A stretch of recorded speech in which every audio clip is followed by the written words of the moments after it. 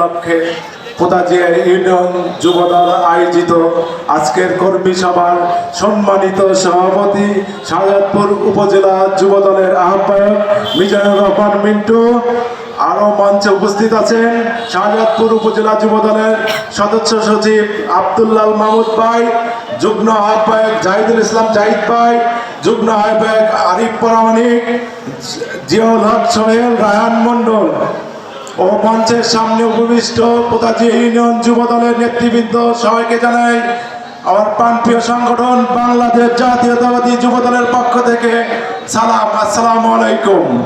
প্রিয় ভাইরা আমার, দীর্ঘ 17টি বছর পোতাজিয়া ইউনিয়নে আমরা কোনোদিন প্রোগ্রাম করতে পারিনি, এত বড় প্রোগ্রাম দেখিনি এই 17 বছরের ভিতরে।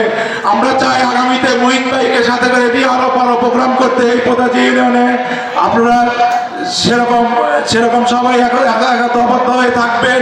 আমার উদারত আহ্বান থাকবে যে আগামীতে যে নির্বাচন আসছে আপনারা একতাবদ্ধ হয়ে মহিত ভাইয়ের জন্য ভোট করবেন, মহিত ভাইয়ের হাতকে শক্তিশালী করার জন্য এই উদারত আহ্বান রেখে আমার সংক্ষিপ্ত বক্তব্য এখানে শেষ করছি।